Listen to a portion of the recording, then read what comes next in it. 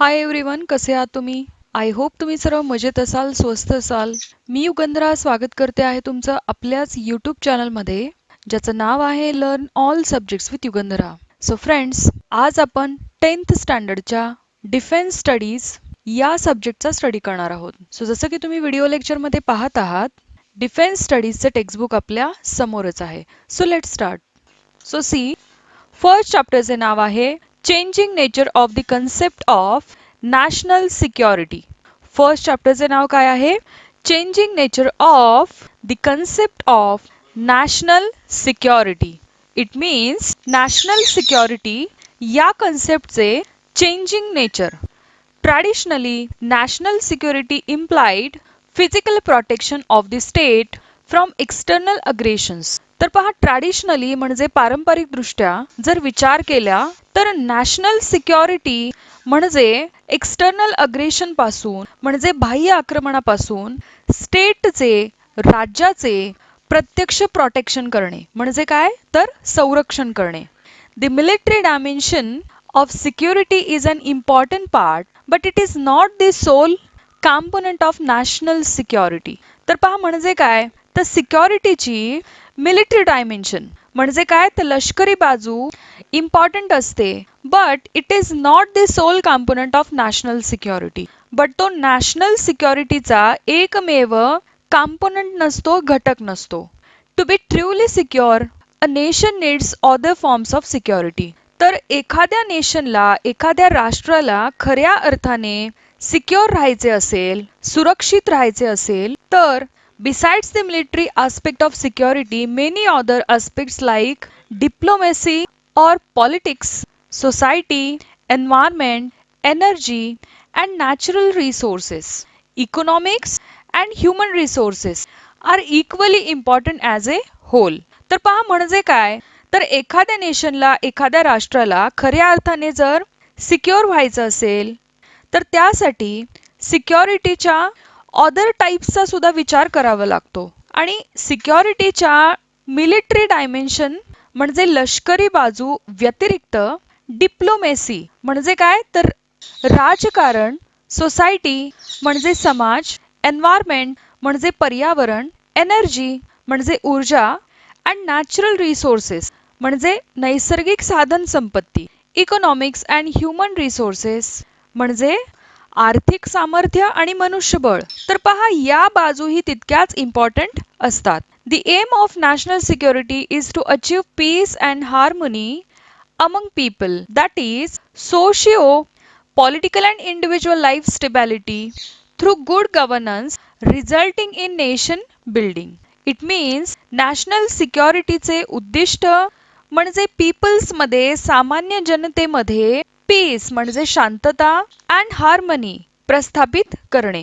That is socio political and individual life stability through good governance resulting in nation building. तर पहा, त्यांच्या socio म्हणजे सामाजिक, political म्हणजे राजकीय, इंडिव्हिज्युअल लाईफ स्टेबिलिटी म्हणजे व्यक्तिगत आयुष्यात स्थैर्य आणणे, स्टेबिलिटी आणणे, थ्रू गुड गव्हर्नन्स म्हणजे उत्तम शासन व्यवहार. तर या सर्वांच्या द्वारे नेशन बिल्डिंग मदत करते. Okay, national survival which is the core of national security also relies on effective conservation of our environment so that industrial and technological growth go hand in hand with environment. तर पहा म्हणजे काय आपले राष्ट्रीय अस्तित्व, जे राष्ट्रीय सुरक्षिततेचा गाभा आहे, हे एन्व्हायरमेंटच्या इफेक्टिव्ह कॉन्झर्वेशन म्हणजे परिणामकारक संवर्धनावर सुद्धा अवलंबून असते, की ज्यामुळे industrial technological growth go hand in hand with environment. तर इंडस्ट्रियल म्हणजे औद्योगिक आणि टेक्नॉलॉजिकल ग्रोथ म्हणजे तंत्रज्ञानात्मक वाढही शक्य होते. Okay, ecological balance is a shared responsibility of all as individuals, families and communities. तर पहा, इकोलॉजिकल बॅलन्स ही इंडिव्हिज्युअल्स म्हणजे व्यक्ती, फॅमिलीज म्हणजे कुटुंबे अँड कम्युनिटीज म्हणजे समुदायांची सुद्धा समान जबाबदारी असते, समान रेस्पॉन्सिबिलिटी असते. Another important element for our national survival is national unity. तर पहा आपल्या नॅशनल सर्वायवल साठी राष्ट्रीय अस्तित्वासाठी आणखी एक इम्पॉर्टंट गोष्ट म्हणजे नॅशनल युनिटी म्हणजे राष्ट्रीय ऐक्य. This unity is an outcome of the tradition, culture, history that makes people proud of their country. तर पहा ही युनिटी एक प्रकारे आपल्या नेशन बद्दल प्राऊड निर्माण करणाऱ्या, स्वाभिमान निर्माण करणाऱ्या कल्चर, ट्रॅडिशन, हिस्ट्री या सर्वांचा परिपाक असतो. ओके.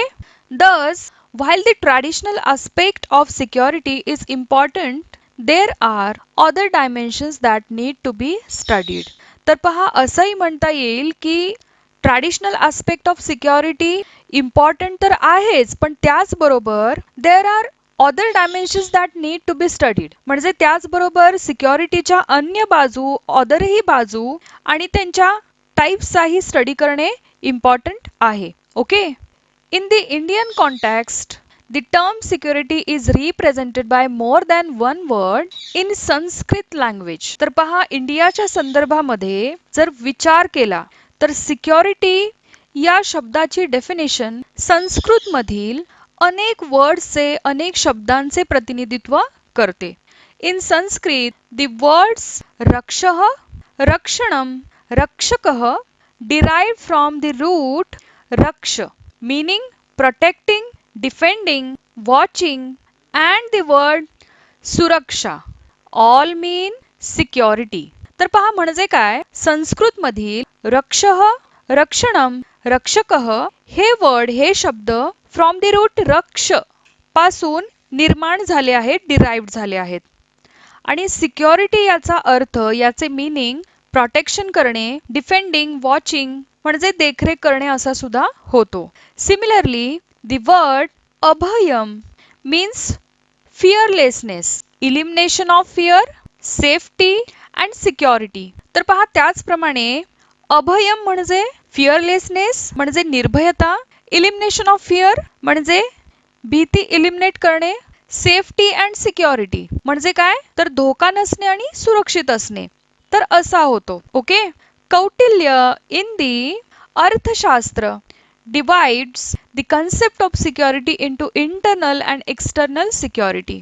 तर पहा कौटिल्याने आपल्या अर्थशास्त्रामध्ये सिक्युरिटीचे इंटरनल सिक्युरिटी आणि एक्सटर्नल सिक्युरिटी असे डिवायडेशन केलेले आहे.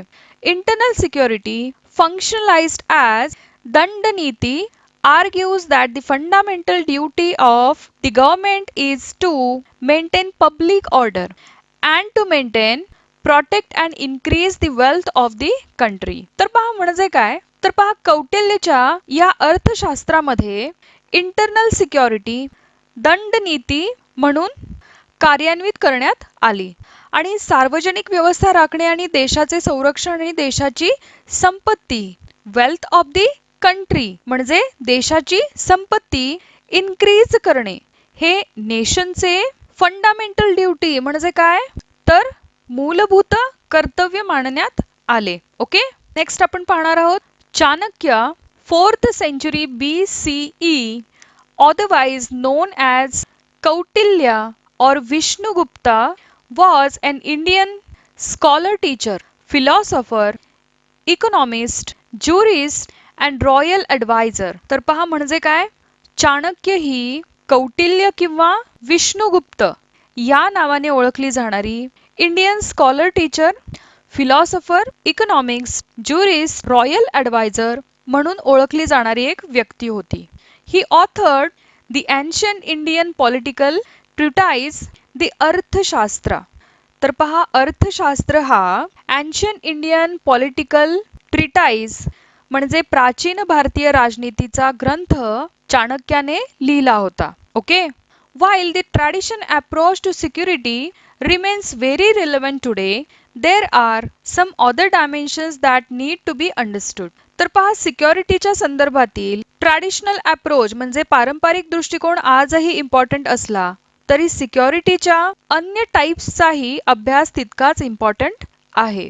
In the decade of 1980s and 1990s, a lot of new thinking was done on the concept of security. म्हणजे 1980 आणि 1990 या पिरियड मध्ये सिक्युरिटी या कन्सेप्टच्या संदर्भामध्ये थिंकिंग म्हणजे बरेच चिंतन करण्यात आले. Some of the important contributions that were made include the following. तर पहा या संदर्भातील काही इम्पॉर्टंट कंट्रीब्युशन्सचा समावेश खालीलप्रमाणे करता येईल. तर ते आता आपण ब्रीफली बघूया. Okay, so first Willy Brandt's report titled North South, a programme for survival and common crisis, North South cooperation for world recovery. These reports focused on the problem of development and how military resources can be used for development of the country. तर पहा म्हणजे ए programme for survival आणि common crisis, North south cooperation for world recovery हे विली brand या विचारवंताचे 2 reports आहेत.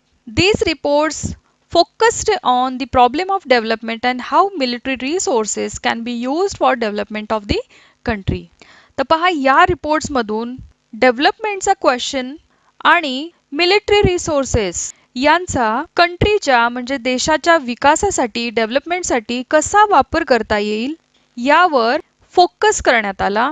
Then next, Olof Palme's report titled Independent Commission on Disarmament and Security Issues. This report suggested the approach of common security. तर पहा independent commission on disarmament and securities issue या टायटलचा Olof Palme यांचा रिपोर्ट. तर या रिपोर्टने This report suggested the approach of common security. This meant that one country cannot become secure by making the other country insecure. They must search for common security. तर पहा या रिपोर्टने कॉमन सिक्युरिटी म्हणजे समान सुरक्षा हा दृष्टिकोन सूचित केला. तर याचे मीनिंग काय?